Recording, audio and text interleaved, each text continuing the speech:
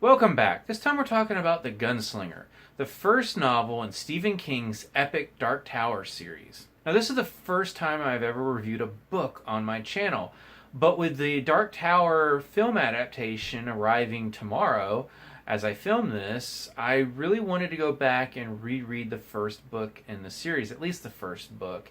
And having finished it, I want to talk about it, so hopefully you're interested in listening to what I have to say.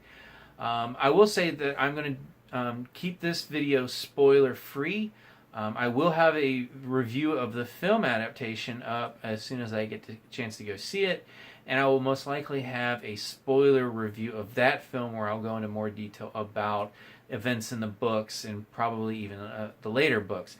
But for this review, I'm going to try to keep this spoiler free in case you arrived either having about to go see the Dark Tower adaptation or having seen it and curious about the book. Now, if you are new to the fandom, this book, The Gunslinger, as well as the entire series, was inspired by Robert Browning's poem, Childe Roland to the Dark Tower Came. And this book in particular was originally published in the Magazine of Fantasy and Science Fiction as in 5 separate parts between 1978 and 1981. Stephen King actually started writing the book back in 1970 and did not finish his 7-book series until 2004.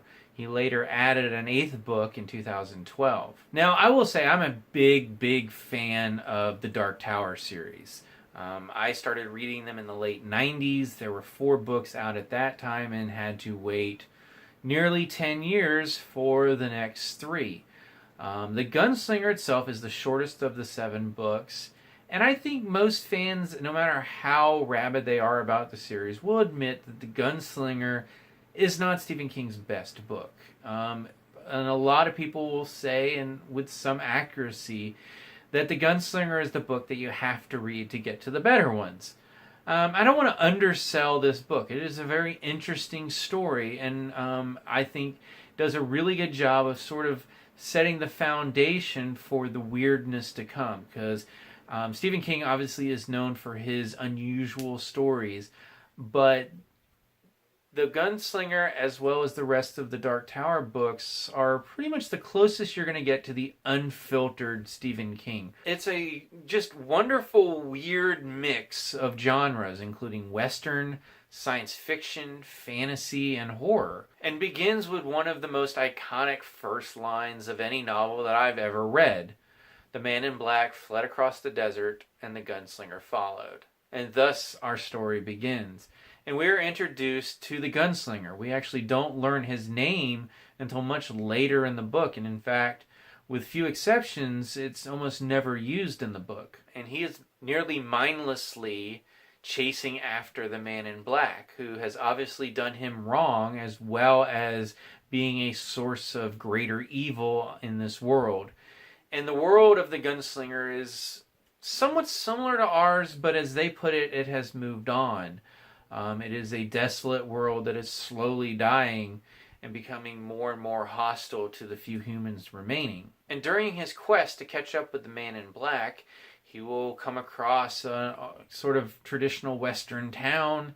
He'll find a poor farmer, and eventually he will come across a young boy named Jake Chambers, who appears to have somehow arrived in the gunslinger's world from a world much more similar to ours. And together they will set out again after the man in black, which is really the first chapter of a longer journey for the gunslinger as he seeks the Dark Tower.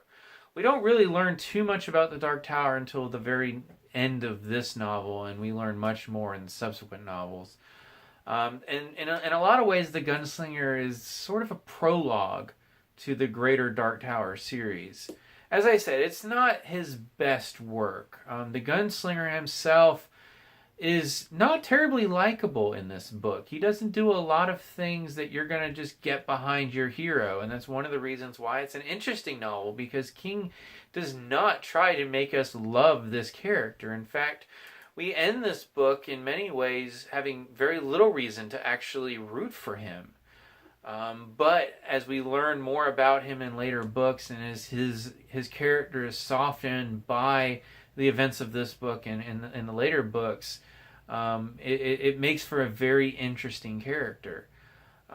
Structurally, again, it's a bit different. We actually start out with breaking one of the more cardinal rules of fiction writing, where you have a flashback within a flashback. And in fact, a good portion of the latter half of this book consists of other flashbacks to the gunslinger's childhood. And the book itself doesn't really build up to a traditional climactic confrontation.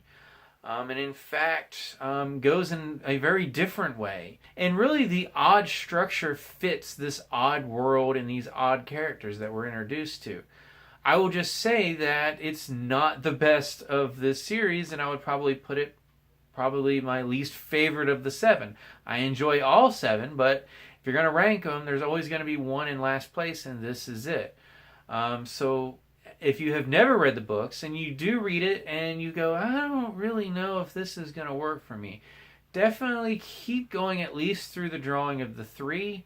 That is honestly one of my favorites of the series. And if you don't like it after that, then this might not be the series for you. But don't let the Gunslinger turn you off of this series. And that's one of the reasons why I wanted to do this video. I'm figuring a lot of people will probably pick up the book after seeing the movie. It's very obvious that the movie is going to be quite different from the text of the novel. You can tell that already from the trailers. And if you know a bit about how this series ends and how certain things have been said by Stephen King and other people involved with the film itself, there is a reason why it makes sense that it would be different.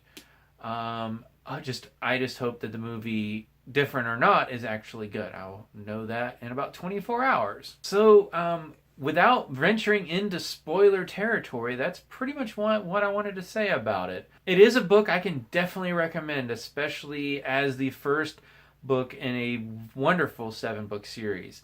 Now, if you've read The Gunslinger, what did you think about it, and how would you rank it amongst the other books? Let's try to keep spoilers to a minimum for those that might be watching who have not read the books yet. As always, you can subscribe to my channel, check out some of my other reviews, and until next time, remember, there are other worlds than these.